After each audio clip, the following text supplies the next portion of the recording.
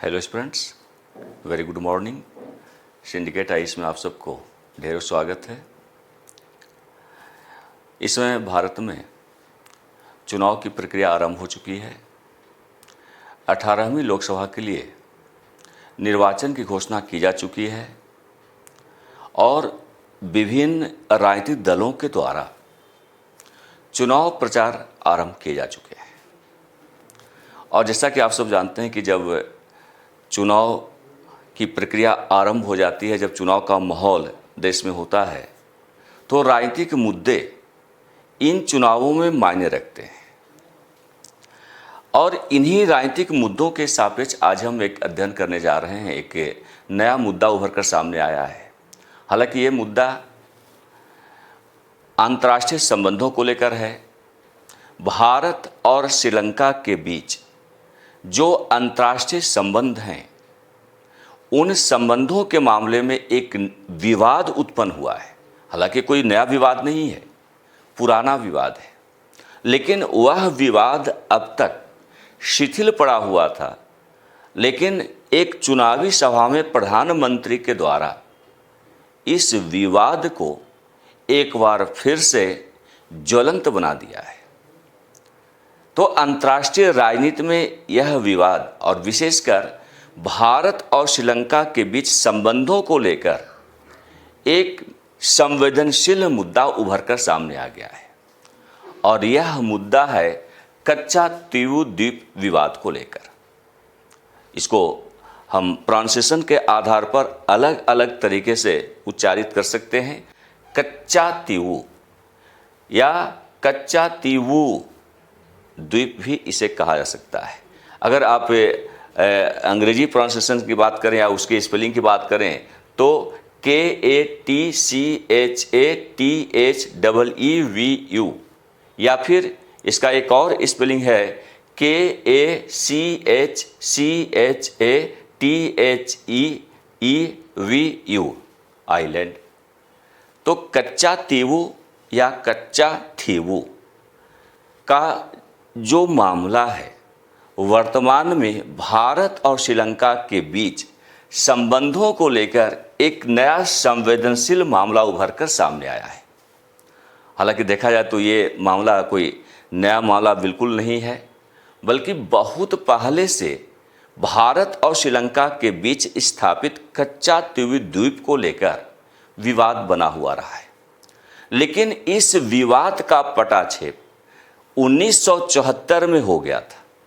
उसमें भारत में प्रधानमंत्री के पद पर इंदिरा गांधी स्थापित थी और उन्होंने श्रीलंका के साथ एक समझौता किया था। और उस समझौते के तहत कच्चातीवू का जो क्षेत्र है, निर्जन क्षेत्र है, उसे श्रीलंका को सौंप दिया गया था। लेकिन सामरिक दृष्टिकोण से देखा जाए तो कच्चातीवू का जो क्षेत्र है, भले ही निर्जन क्षेत्र है, लेकिन सामरिक दृष्टि से इस क्षेत्र का अपना एक विशेष महत्व है। तो अगर आप देखें तो कच्चातीवू का वर्तमान जो विवाद है, वह भले ही भारत में चुनाव के दौरान राजनीतिक कारणों की वजह से उभर कर सामने आया है, लेकिन यह विवाद अंतर्राष्ट्रीय राजनीति का एक महत्वपूर्ण हिस्सा बन चुका है और भारत एवं श्रीलंका के बीच संबंधों को एक नए तरीके से पुनर्परिभाषित करने की दिशा में आगे बढ़ रहा है। आज हम लोग इसी बात पर चर्चा कर रहे हैं। यहाँ पे मैं आपको समझाने का प्रयास करूँगा कि एक कच्चातीवू का जो क्षेत्र है, जो द्वीप है, इसकी अवस्थिति कहाँ पर है, भारत और श्रीलंका के बीच कहाँ पर स्थित है, ये कच्चातीवू द्वीप का विवाद क्या है, इसको लेकर क्या समझौते किए गए थे, और साथ ही इस द्वीप का भारत की दृष्टि से क्या इम्पोर्टेंस है। और इसी के साथ कच्चातीवू द्वीप का विवाद तो चल ही रहा है, लेकिन बहस का एक और नया कोण उभर कर सामने आया है। वो है वाडगे बैंक को लेकर, जो कि श्रीलंका ने 1976 में भारत को सौंप दिया था। दो क्षेत्रों के बारे में हम चर्चा कर रहे हैं। कच्चातीवू द्वीप जो भारत के द्वारा श्रीलंका को सौंपा गया और इसके एवज में इसके एहसान का बदला श्रीलंका ने 1976 में, यानी 1974 के ठीक 2 वर्ष के बाद श्रीलंका ने इस एहसान का बदला भारत को वाड़गे बैंक सौंपकर चुकता किया था। तो वाड़गे बैंक को लेकर भी हम चर्चा करेंगे, समझने का प्रयास करेंगे कि वाड़गे बैंक की अवस्थिति क्या है और उसका भारत के नज़रिए से क्या इम्पोर्टेंस है। तो बहुत ही महत्वपूर्ण विषय है आज का कच्चा द्वीप से संबंधित। और कच्चा द्वीप का जो क्षेत्र है, अगर आप देखें तो भारत और श्रीलंका के बीच पाक जल डमरू मध्य के सापेक्ष इसकी अवस्थिति निर्धारित है। और कुल मिलाकर छोटा सा द्वीप है, ये निर्जन द्वीप है, ये मात्र 285 एकड़ में फैला हुआ, 285 एकड़ में विस्तृत यह द्वीप है। बिल्कुल सुनसान और निर्जन स्थान है।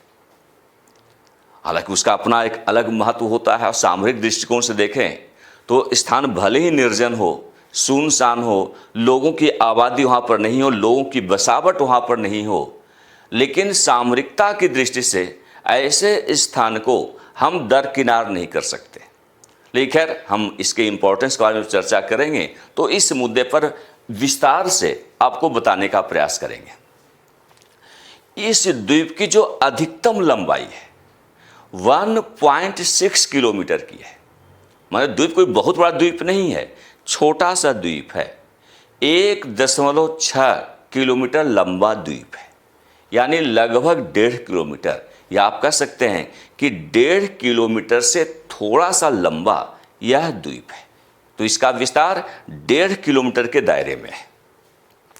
इसकी चौड़ाई की बात अगर आप करें तो चौड़ाई बहुत चौड़ा द्वीप नहीं है, मात्र 300 मीटर की चौड़ाई इस द्वीप की है, या थोड़ा सा अधिक 300 मीटर या उससे थोड़ा सा अधिक की चौड़ाई इस 1.5 किलोमीटर क्षेत्र में विस्तरित द्वीप की है।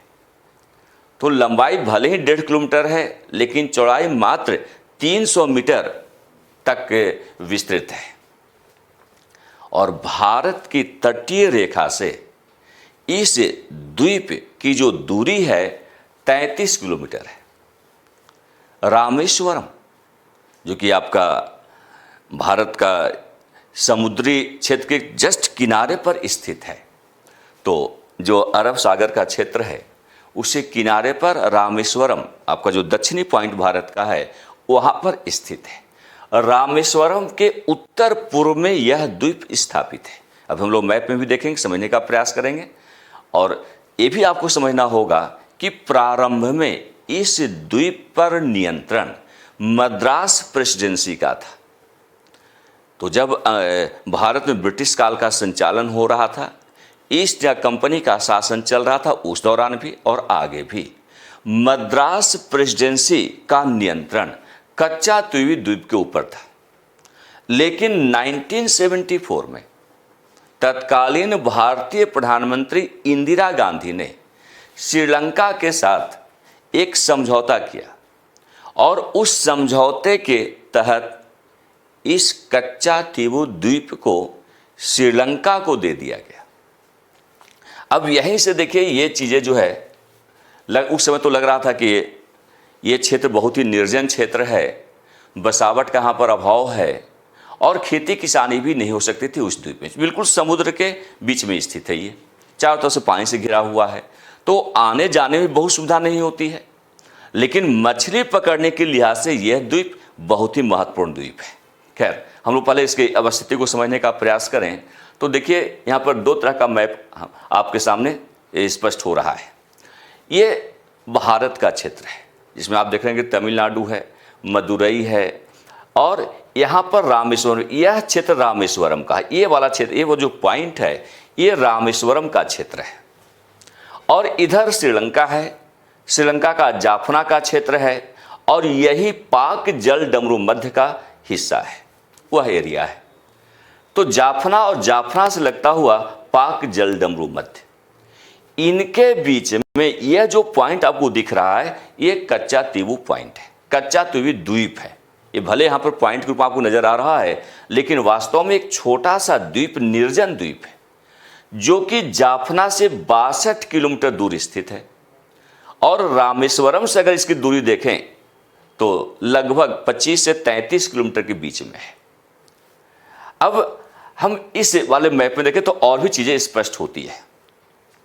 यहां पर देखिए एक कच्चा तुवी द्वीप है, ये जाफना है, और ये पाक जल डमरू मध्य का क्षेत्र है। तो इस आधार पर हम यहां पर क्या देख रहे हैं, ये मन्नार का क्षेत्र है।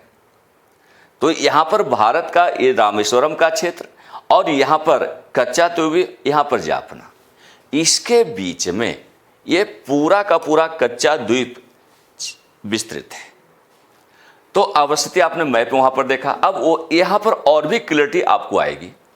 ये देखिए भारत का दक्षिणी हिस्सा है, ये तिरुनेलवेली है, यहां पर ये क्षेत्र रामेश्वरम का है, और कच्चा तुवी का क्षेत्र आप देखिए यहां पर है, ये जाफना का क्षेत्र है, श्रीलंका का। ये पूरा हिस्सा आपको श्रीलंका का दिख रहा होगा। तो यहां पर ये जाफना का क्षेत्र है, ये जो रेड कलर में आपको दिख रहा है ये कच्चा तुवी द्वीप है, और यहां पर ये वाला जो हिस्सा है ये रामेश्वरम का हिस्सा है। तो अवस्थिति, भौगोलिक अवस्थिति को समझने से आपको ये सहूलियत होगी कि वास्तव में कच्चा तुवी द्वीप का भारत के लिए क्या इंपॉर्टेंस है। श्रीलंका के नियंत्रण में जाने के बाद भारत के ऊपर उसका क्या प्रभाव पड़ा है, या भविष्य में क्या प्रभाव पड़ने की संभावना है, इसे समझना सरल हो सकता है। अब यहां पर देखिए, जैसा कि हमने इसके पहले भी कहा कि कच्चा तुवी द्वीप जो है जाफना से लगभग 62 किलोमीटर दक्षिण पश्चिम में। अब यहां पर देखिए ये जाफना का क्षेत्र है, और यह जाफना से ये कच्चा तुवी का क्षेत्र है। यहां से यहां तक की जो दूरी है ये 62 किलोमीटर की दूरी है। और यहां पर देखिए रामेश्वरम का क्षेत्र है। अब रामेश्वरम से अगर यहां की दूरी आप नापें तो निश्चित रूप से लगभग 25 किलोमीटर दूरी इसके बीच में बैठती है।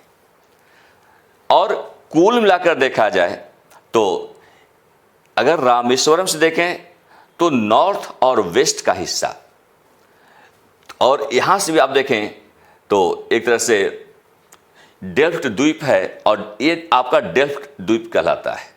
और यहां से दूरी अगर आप देखें तो मात्र 24 किलोमीटर की है। तो कुल अगर आप भौगोलिक के आधार पर समझने का प्रयास करें तो रामेश्वरम से दूरी 25 किलोमीटर के बराबर है, जाफना से दूरी इसकी 62 किलोमीटर के आसपास है, और जो डेल्फ्ट द्वीप है यहां से दूरी इसकी कोई 24 किलोमीटर के आसपास है। ये पूरी की पूरी तस्वीर स्पष्ट कर रही है कि कच्चा तुवी द्वीप जो है वह भारत के पास है या श्रीलंका के पास है। तो रियल में अगर आप देखें तो ये भारत के ज़्यादा करीब है श्रीलंका की अपेक्षा। हाँ, एक सच्चाई है कि कच्चा तुवी द्वीप भारत के करीब होने के बावजूद भारत की जो समुद्री सीमा है उसे बाहर का हिस्सा है, यानी भारत का नियंत्रण वहाँ पर समुद्री सीमा के अंतर्गत नहीं हो सकता, वो बाहर का क्षेत्र है। और यहाँ पर श्रीलंका के लोग और भारत के लोग, श्रीलंका के मछुआरे और भारत के मछुआरे मछली पकड़ने के उद्देश्य से पहुँचते रहे हैं। श्रीलंका इस पर आपत्ति जताता है कि भारत के मछुआरे आकर यहाँ के जो मत्स्य क्षेत्र है उसको प्रभावित करते हैं, और भारत के मछुआरों की भी आपत्ति रही है कि श्रीलंका के लोग अवैध रूप से कच्चा तुवी पर आकर और मछली पकड़ने का कार्य करते हैं। तो विवाद दोनों तरफ से रहा है। अब इसको थोड़ा सा और आगे हम समझने का प्रयास करें। ये देखिए, ये जो पूरा का पूरा आपको दिख रहा होगा ये पूरा जलीय क्षेत्र है, और यहाँ से यहाँ तक यही कच्चा तुवी द्वीप है। अब आप कहें कि द्वीप है, निर्जन द्वीप है, बिल्कुल निर्जन द्वीप है, लेकिन यहाँ पर एक चर्च का निर्माण किया गया है। सेंट एंथनी चर्च जो है यहाँ पर स्थापित है, और ऐसा नहीं कि सालों भर लोग वहाँ पर बैठते हैं। जब मछली पकड़ने की बारी आती है तो वहाँ पर लोग जाते हैं। स्थायी तौर पर निवास नहीं कर सकते। कारण क्या है कि यहाँ पर पीने योग्य पानी का अभाव है। जब पीने योग्य पानी की उपलब्धता ही नहीं होगी तो लोग निश्चित रूप से स्थायी तौर पर निवास नहीं कर सकते हैं।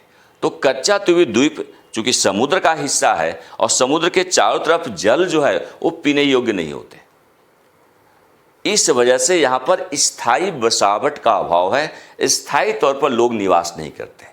लेकिन चर्च का निर्माण किया गया है और सालाना आधार पर वहाँ पर उत्सव का आयोजन होता है, जहाँ पर श्रीलंका के लोग और भारत की ओर से भी लोग पहुँचते हैं। अभी हम लोग सब चर्चा करेंगे, उस पर भी विस्तार से समझने का प्रयास करें। यही इसी चर्च के बारे में कह रहा था, यही सेंट एंथनी चर्च है।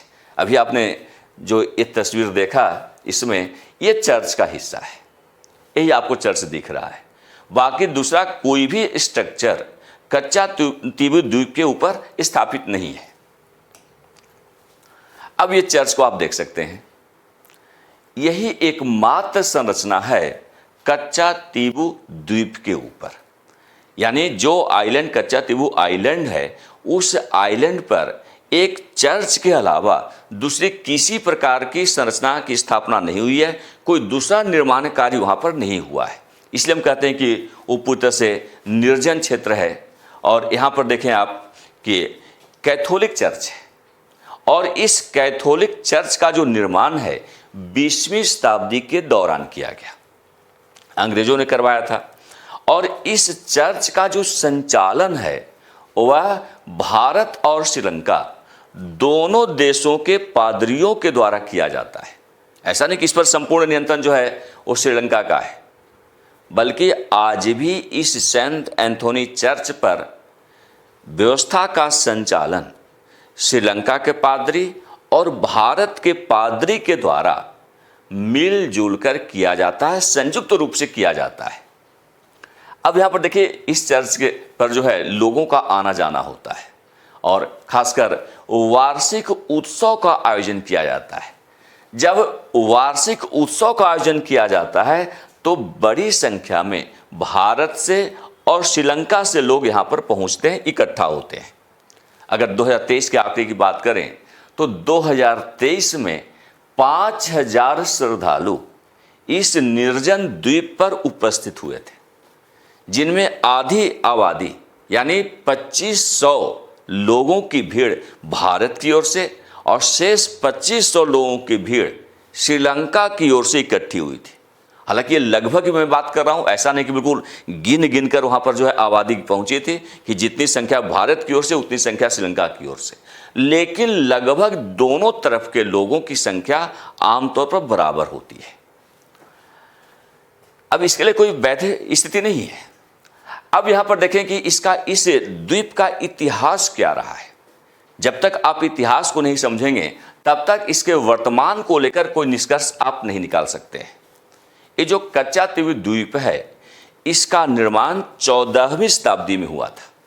क्या हुआ था कि ज्वालामुखी विस्फोट हुआ और उस ज्वालामुखी विस्फोट की वजह से समुद्री गहराइयों से जो लावा आदि निकले, इस द्वीप का निर्माण हो गया। तो होता क्या कि जब कहीं ज्वालामुखी का विस्फोट होता है तो वहाँ की धरती लावा आदि की वजह से वहाँ ऊंचाई जो है वो बढ़ जाती है।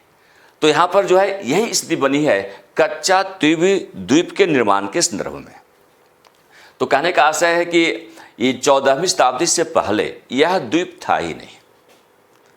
बहुत पुराना इतिहास नहीं कच्चा तीबू द्वीप का। अब इसके मालिकाना हक को लेकर देखें, क्योंकि 14वीं शताब्दी में अचानक जो ज्वालामुखी विस्फोट हुआ, उस विस्फोट की वजह से इस द्वीप का निर्माण हो गया। इस वजह से मालिकाना हक को लेकर विवाद उत्पन्न हो गए। अब ये विवादित क्षेत्र हो गया। पहले इस पर पुर्तगालियों का नियंत्रण था, बाद में ब्रिटेन का नियंत्रण इस पर स्थापित हो गया। प्रारंभिक मध्ययुगीन काल में कच्चा तीबू पर श्रीलंका के जाफना साम्राज्य का भी नियंत्रण था। तो ऐसा नहीं कि जो है नियंत्रण किसी एक का रहा है, नियंत्रणकर्ता बदलते रहे हैं। प्रारंभ में इस प्रकार का नियंत्रण अगर आप देखें तो पुर्तगालियों का था, बाद में ब्रिटेन के अधीन आ गया और बहुत हद तक जो है अगर प्रारंभिक मध्ययुगीन काल की बात करें तो श्रीलंका के जाफना साम्राज्य का भी इस पर नियंत्रण रहा है, उसे आप इनकार नहीं कर सकते हैं। और 17वीं शताब्दी की बात करें तो रामनाथ जमींदारी के हाथ में यह पूरा का पूरा क्षेत्र चला गया था। रामनाथ साम्राज्य था आपका श्रीलंका में, तो उसकी जमींदारी व्यवस्था के अंतर्गत कच्चा तीवु द्वीप 17वीं शताब्दी में चला गया। और ये जो रामनाथ जमींदारी जो है वो रामनाथपुरम से लगभग 55 किलोमीटर उत्तर पश्चिम में स्थित है।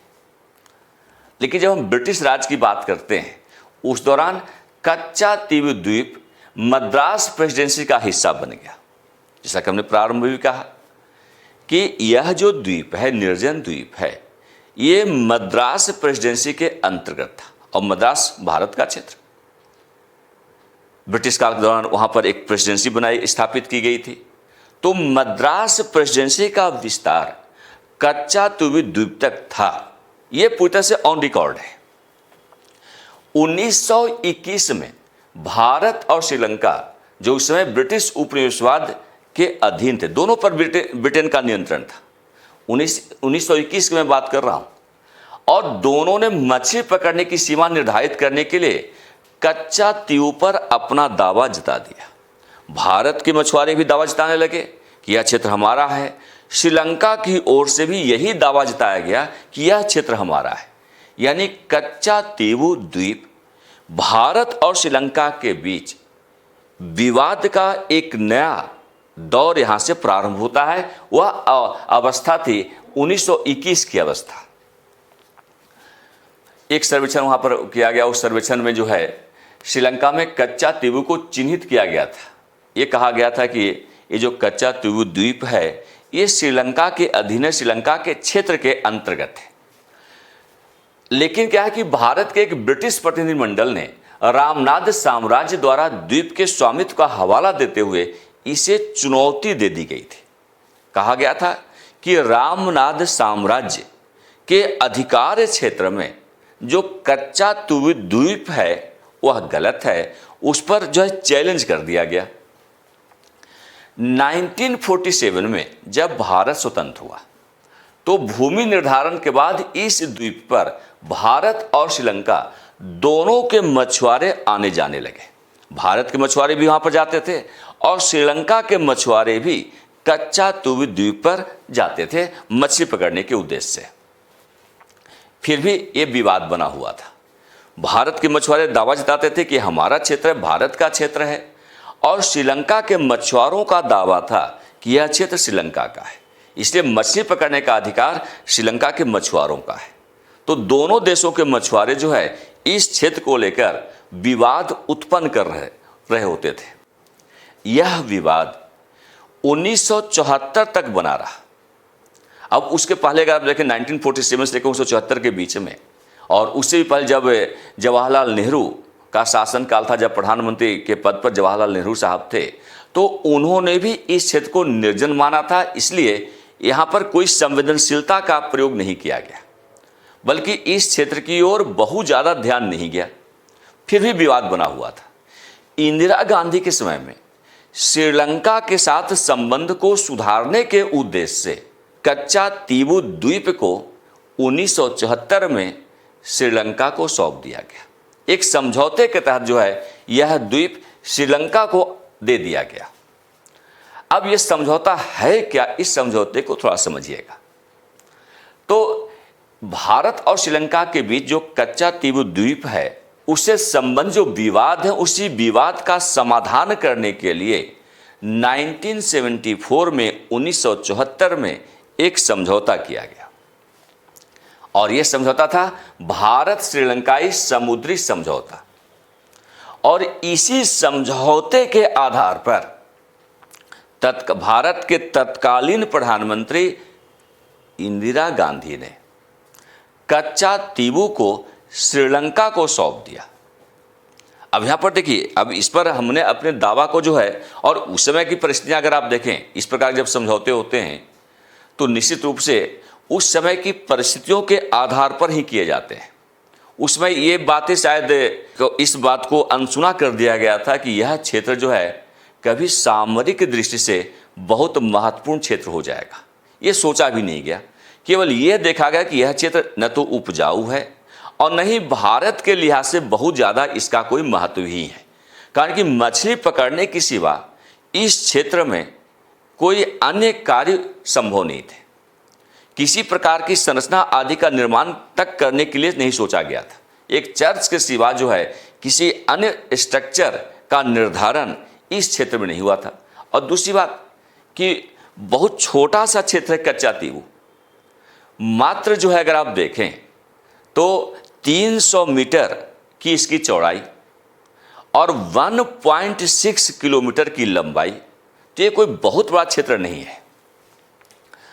हालांकि उस समय की जो सोच थी उसके आधार पर अगर आप देखें तो उस क्षेत्र का कोई रणनीतिक महत्व उभर कर नहीं आया था। तो हमारी सरकार ने भी सोचा कि जब इसका कोई सामरिक महत्व नहीं है, कोई रणनीतिक महत्व नहीं है और यह क्षेत्र विवादित भी है, अगर यह क्षेत्र श्रीलंका को दे दिया जाए तो श्रीलंका के साथ हमारा दोस्ताना संबंध और बेहतर हो सकता है। तो इसी उम्मीद के साथ श्रीलंका के साथ समझौता करते हुए कच्चा तीवू द्वीप को श्रीलंका को सौंप दिया गया। तो श्रीलंका के साथ बेहतर संबंध हो, इस उद्देश्य को सामने रखा गया था और उसी उद्देश्य के हिसाब से समझौते किए गए। श्रीलंका को कच्चा तीवू द्वीप सौंप दिया गया। इसी समझौते के तहत भारतीय मछुआरों को कच्चा तीवू द्वीप तक पहुंचने की इजाजत दी गई थी। समझौते में स्पष्ट किया गया है कि यह द्वीप श्रीलंका के नियंत्रण में होगा, परंतु भारतीय मछुआरे भी मछली पकड़ने के उद्देश्य से इस द्वीप पर आ सकते हैं, जा सकते हैं। तो यहां पर इस बात को भी हमें समझने की आवश्यकता है। लेकिन इसे अब हुआ क्या कि मछली पकड़ने का जो अधिकार है वह मुद्दा इसे सुलझ नहीं पाया। 1976 में 2 साल के उपरांत 1974 में समझौता किया गया। अब 2 साल के बाद 1976 में जब आपातकाल भारत में घोषित हो चुका था, उस दौरान एक और समझौता किया गया और जिसके तहत किसी भी देश को दूसरे के विशेष आर्थिक क्षेत्र में मछली पकड़ने से रोक दिया गया। अब इससे क्या हुआ कि जो कच्चा तीवू द्वीप है, जो दोनों देशों के बीच स्पेशल इकोनॉमिक जोन क्षेत्र में आता था, वो बिल्कुल किनारे आ जाता है। लिहाजा ये विवाद बना रह गया। श्रीलंका ने भारतीय मछुआरों के कच्चा तीवू तक पहुंचने के अधिकार को आराम करने, जाल सुखाने और बिना वीजा के कैथोलिक चर्च की यात्रा तक सीमित बता दिया।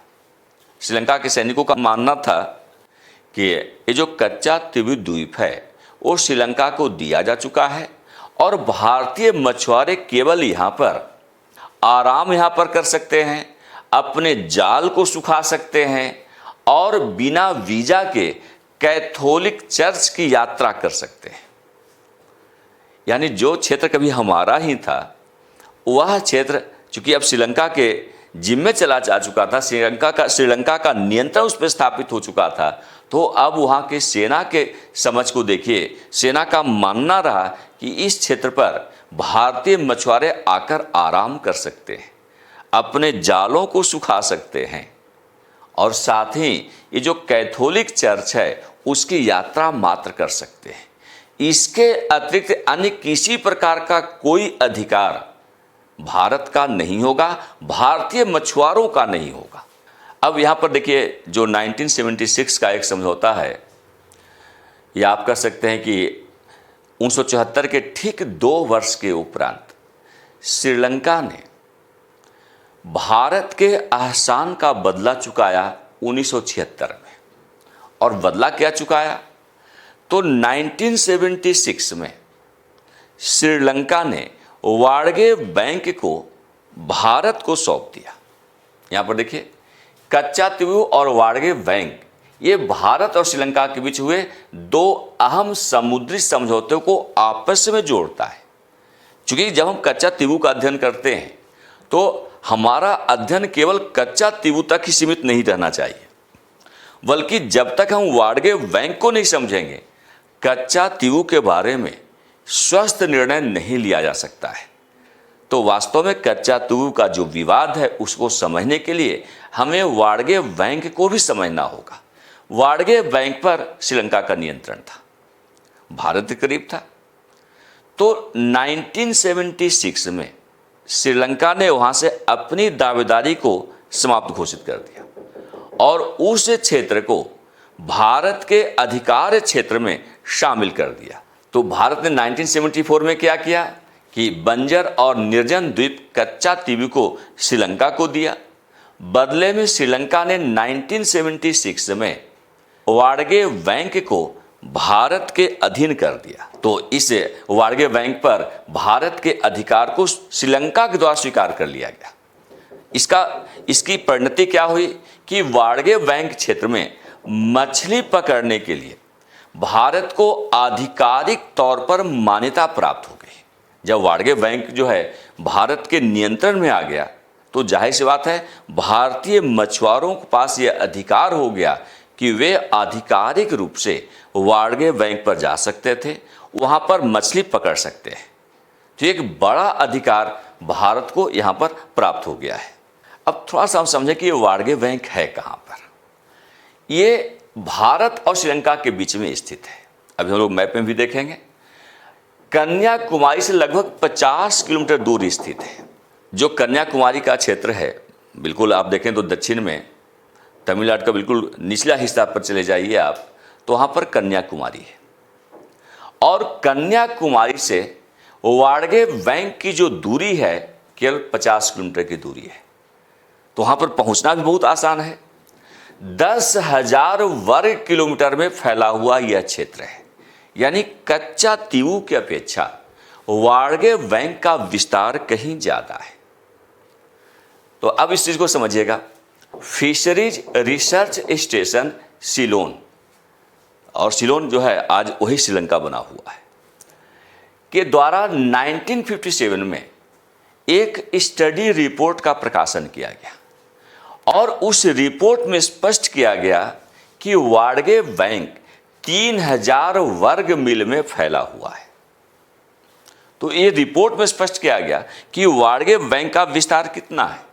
तो वाड़गे बैंक का विस्तार 3000 वर्ग मील में है, यानी 10,000 वर्ग किलोमीटर में फैला हुआ यह क्षेत्र है। और कोलंबो से इसके पूर्व तक लगभग 115 समुद्री मील की दूरी पर स्थित है। यानी कोलंबो से अगर आप देखें तो वाड़गे बैंक की जो दूरी है 115 समुद्री मील के बराबर है। अब इस वाड़गे बैंक को लेकर भारत और श्रीलंका के बीच 1976 में 1976 में एक समझौता किया गया और उस समझौते के आधार पर वाड़गे बैंक भारत के क्षेत्रीय जल के बाहर स्थित है और यह बैंक धीरे धीरे किनारे से 18 मीटर की दूरी से 200 मीटर की गहराई तक पहुंचता है, भारत को सौंप दिया गया। तो यह क्षेत्र, अब वाड़गे बैंक का जो क्षेत्र है वो भारत को प्राप्त हो गया। अब यहां पर इस तस्वीर में आप देख सकते हैं, ये भारत का क्षेत्र है। ये पूरा का पूरा निचला हिस्सा भारत का है, दक्षिणतम बिंदु ये भारत का है। और ये देखिए श्रीलंका का क्षेत्र। यहां पर देखिए ये वाला जो क्षेत्र है, ये वाला क्षेत्र जो आपको हल्का सा दिख रहा होगा, ये पूरा का पूरा रामेश्वरम का क्षेत्र है। यहां पर देखिए रामेश्वरम है। और यहां पर अगर आप देखें तो ये कच्चा तीवू है और ये जाफना का क्षेत्र है। अब इसे देखिए, आपको इस तरफ आना होगा। ये जो रेडिस टाइप का जो एरिया आपको दिख रहा है, बड़ा एरिया आपको दिख रहा है, यहां से यहां तक का क्षेत्र, ये जो है इसके यहां तक पहुंचने के रास्ते हैं। तो ये पूरा का पूरा क्षेत्र वाड़गे बैंक का क्षेत्र है। यानी जितना आपने कच्चा तीवू के रूप में श्रीलंका को सौंपा है, उसे कई गुना ज्यादा बड़ा क्षेत्र श्रीलंका ने भारत को सुपुर्द किया है वाड़गे बैंक के रूप में। अब इसको आप यहां से समझ सकते हैं, बिल्कुल स्पष्टता के साथ आपको दिख रहा होगा। ये देखिए जाफना हो गया आपका, ये ड्राफ्ट आइलैंड हो गया, रामेश्वरम का क्षेत्र ये हो गया, और यहाँ पर ये क्षेत्र जो है, जो आप देख रहे हैं रेड कलर में देख रहे हैं, यही कच्चा तीवू का क्षेत्र है। अब यहां से देखिए कितनी दूरी पर स्थित है आपका ये वाड़गे बैंक का एरिया। ये वाला एरिया जो है वाड़गे बैंक का एरिया है, और ये वाला जो क्षेत्र आपको ब्लैक सा छोटा क्षेत्र दिख रहा होगा, ये कन्याकुमारी का क्षेत्र है। तो कन्याकुमारी से मात्र 50 किलोमीटर की दूरी पर वाड़गे बैंक स्थित है। ये क्षेत्र अगर आप देखें तो ये क्षेत्र और ये क्षेत्र में कितना ज्यादा फर्क है। कच्चातीवू द्वीप का जो क्षेत्र है एक छोटा सा मरुभूमि का क्षेत्र, निर्जन वाला क्षेत्र है, लेकिन वाड़गे बैंक का जो क्षेत्र है बड़ा क्षेत्र है। 10,000 वर्ग किलोमीटर में फैला हुआ यह क्षेत्र है और मत्स्य पालन की दृष्टि से बहुत ही उम्दा क्षेत्र है, जो कि आगे भी हम चर्चा करेंगे। तो अब यहाँ पर देखिए ये श्रीलंका का पूरा क्षेत्र हो गया, जाफना हो गया, मन्नार हो गया, पुट्टलम हो गया, और यहाँ से यहाँ तक की जो दूरी है अगर आप देखें तो कोलंबो, या जो क्षेत्र जो है कोलंबो का एरिया है, कोलंबो से यहाँ तक पहुँचने के लिए 115 समुद्री मील की दूरी तय करनी पड़ेगी। इसका मतलब श्रीलंका के लिए बहुत ज़्यादा जो है पहुँच आसान नहीं है वाड़गे बैंक तक। और यह जो वाड़गे बैंक है भारत के स्पेशल इकोनॉमिक जोन SEZ में आता था, लेकिन यह भारत की समुद्री सीमा से बाहर का क्षेत्र था। वाड़गे बैंक भी भारत के समुद्री हिस्सा नहीं रहा है, भारत की जो समुद्री सीमा है उससे बाहर में स्थित है वाड़गे बैंक। तो इसको लेकर श्रीलंका के साथ हमारा विवाद चल रहा था, भारत का विवाद चल रहा था। अब इसी वाड़गे बैंक को लेकर श्रीलंका के साथ हमारा एक समझौता हुआ 23 मार्च 1976 को। तो 23 मार्च 1976 को भारत और श्रीलंका के बीच वाड़गे बैंक को लेकर एक समझौता किया गया, और उस समझौते के आधार पर श्रीलंका ने वाड़गे बैंक पर अपना दावा छोड़ दिया, भारत को सौंप दिया गया।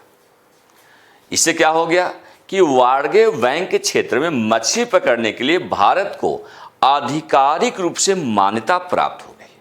यानी अब भारत के मछुआरे बेहिचक और बिना किसी विरोध प्रतिरोध के वाड़गे बैंक पर जाकर, उस क्षेत्र में जाकर मछली पकड़ सकते थे। वहाँ पर इनका जो है ये रुकने आदि का कार्यक्रम हो सकता है।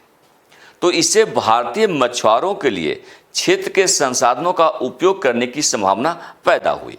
यानी वाड़गे बैंक वाले क्षेत्र में जो अन्य प्राकृतिक संसाधन है उसका भी उपयोग करने का अधिकार भारत को प्राप्त हो गया। अब इस क्षेत्र का महत्व क्या है, वाड़गे बैंक का महत्व क्या है? तो यह क्षेत्र समुद्री मछलियों का एक बड़ा भंडार है। और अगर आप यहाँ पर देखें तो 1928 में मछली पकड़ने वाली ट्रॉलर लेडी गोसेन ने वाड़गे बैंक का सर्वेक्षण किया, और उस आधार पर 1929 की मद्रास सरकार की रिपोर्ट में स्पष्ट किया गया कि केप कोमोरिन, जो कि आज कन्याकुमारी के रूप में जाना जाता है, का जो क्षेत्र है गहरे समुद्र में मछली पकड़ने का सबसे प्रसिद्ध क्षेत्र है। यानी कन्याकुमारी से ही लगा हुआ वाड़गे बैंक है, और पूरा का पूरा एरिया मछलियों से भरा पड़ा है। सर्वाधिक मछलियां वहाँ पर मिलती है, तो मछली पकड़ने का काम जो है वहाँ पर बहुत बड़े पैमाने पर होता है। सीलोन फिशरीज रिसर्च स्टेशन की 1957 की एक रिपोर्ट आई है, और उस रिपोर्ट में स्पष्ट किया गया कि वाड़गे बैंक क्षेत्र मछली पकड़ने के लिए बहुत ही अनुकूल है। तो चूंकि एक तरफ कन्याकुमारी और दूसरी तरफ जो है वाड़गे बैंक, इनके बीच में 50 किलोमीटर की दूरी है, और पूरा का पूरा क्षेत्र मछलियों से भरा पड़ा हुआ है। मछली पकड़ने का काम यहाँ पर बहुत ही आसानी से होता है। इसी प्रकार central marine fisheries research institute CMFRI की 1987 की रिपोर्ट में स्पष्ट किया गया है कि वाड़गे बैंक मई महीने से लेकर अक्टूबर तक मछली पकड़ने का समृद्ध मैदान है। यानी इस रिपोर्ट में जो है CMFRI की जो रिपोर्ट है उसी में स्पष्ट किया गया है कि ऐसा नहीं कि पूरे साल भर जो है वाड़गे बैंक में मछलियां उपलब्ध होती है, लेकिन मई से लेकर अक्टूबर महीने तक ज़बरदस्त तरीके से वहाँ पर मछलियों की संख्या दिखाई पड़ती है, जहाँ पर मछलियों को पकड़ना बहुत ही आसान बन जाता है। CMFRI की जो रिपोर्ट है उसमें कहा गया है कि विदेशी कप्तान मानते हैं कि यूरोपीय जल की तुलना तट पर मछली पकड़ने के लिए वाड़गे बैंक में मौसम की स्थिति बहुत ही अनुकूल है। तो यहाँ पर मौसम भी जो है मछली पकड़ने में मेहरबान रहती है। तो इस वजह से इस क्षेत्र का भारत के लिए बहुत ज़्यादा महत्व रखता है। दूसरा महत्व देखें वाड़गे बैंक का, तो तेल एवं गैस का भी प्रचुर भंडार है वाड़गे बैंक। अभी हाल में एक वहाँ पर सर्वे भी किया गया है और उस सर्वेक्षण के माध्यम से यह तथ्य उभर कर सामने आए हैं कि वाड़गे बैंक में तेल और प्राकृतिक गैस का अकूत भंडार छिपा हुआ है। तो हाल में पेट्रोलियम और प्राकृतिक गैस मंत्रालय ने वाड़गे बैंक में तेल की खोज के लिए hydrocarbon exploration and licensing policy HELP के तहत एक ऑफर आमंत्रण नोटिस निकाला था। हालांकि क्षेत्र के निवासियों ने कन्याकुमारी में मछली पकड़ने वाले समुदायों के लिए क्षेत्र के महत्व को उजागर करते हुए इस पर आपत्ति जताई थी। इस क्षेत्र में प्रचुर मात्रा में तेल के भंडार स्थित हैं, ये संभावना व्यक्त की जा रही है। अब यहाँ पर हम थोड़ा समझें। अब आपने देखा कि किस प्रकार कच्चा तीबू और वाड़गे बैंक ये दो ऐसे क्षेत्र हैं जिसे अगर कच्चा तीबू को देखें तो भारत ने श्रीलंका को सौंपा है और वाड़गे बैंक को श्रीलंका ने भारत को सुपुर्द किया है। अब जो विवाद श्रीलंका के साथ हमारे होते हैं, अगर विवादों को चूंकि श्रीलंका हमारा बहुत ही निकट पड़ोसी राष्ट्र है और खासकर समुद्री क्षेत्र में स्थित है, भारत के दक्षिण वाले भाग में स्थित है। दूसरी ओर चाइना का दबदबा भी श्रीलंका के ऊपर होता है और खासकर चाइना की जो स्ट्रिंग ऑफ पर्ल्स की जो पॉलिसी है, तो उस मुक्तक माला सिद्धांत का एक अहम हिस्सा श्रीलंका भी रहा है। खासकर चीन के द्वारा चेकबुक डिप्लोमेसी का प्रयोग करते हुए श्रीलंका को अपने पाले में लाने का प्रयास किया गया है।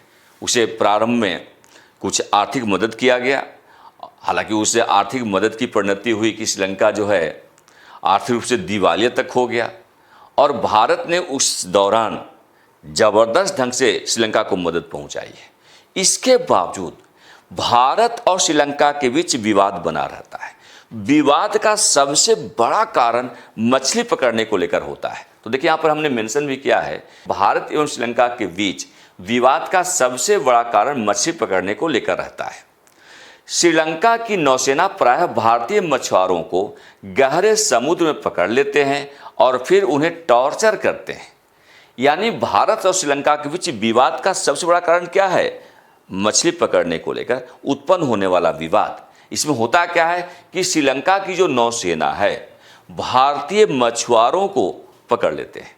जब भारतीय मछुआरे गहरे समुद्र में चले जाते हैं मछली पकड़ते पकड़ते, तो उनको इस बात का एहसास नहीं होता कि वो किस एरिया में जाकर मछली पकड़ने का काम कर रहे हैं। और ऐसे में वहाँ की सेना, वहाँ की जो नौसेना, श्रीलंका की जो नौसेना है, इन मछुआरों को पकड़ लेते हैं और उनका टॉर्चर करते हैं। उनकी नौकाएं तक जब्त कर ली जाती है और कभी कभी तो ये टॉर्चर इतना अधिक होता है कि हमारे मछुआरे मृत्यु को प्राप्त कर जाते हैं। तो उनकी मौत, मछुआरों की मौत भी हो जाती है। इसी मुद्दे को लेकर तमिलनाडु की राजनीति में भी उथल पुथल मचता रहता है। कच्चा तीबू को लेकर भी विवाद में मछली पकड़ने का ही मुद्दा शामिल है। तो ये पूरा का पूरा मामला जो है वो मछली पकड़ने को लेकर ही है।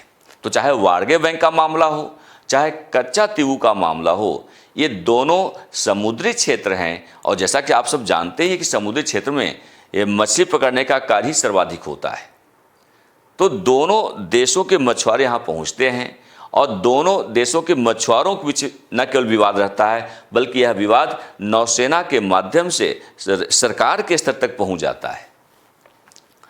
अब ये जो कच्चा तीबू का जो मामला उभर कर सामने आया है, वर्तमान में एक बड़ा ज्वलंत मुद्दा अंतर्राष्ट्रीय स्तर पर, अंतर्राष्ट्रीय राजनीति में उभरा है और इससे भारत और श्रीलंका के बीच जो संबंध है, संबंध की जो संवेदनशीलता है, उसे प्रभावित होने का खतरा उत्पन्न हो गया है।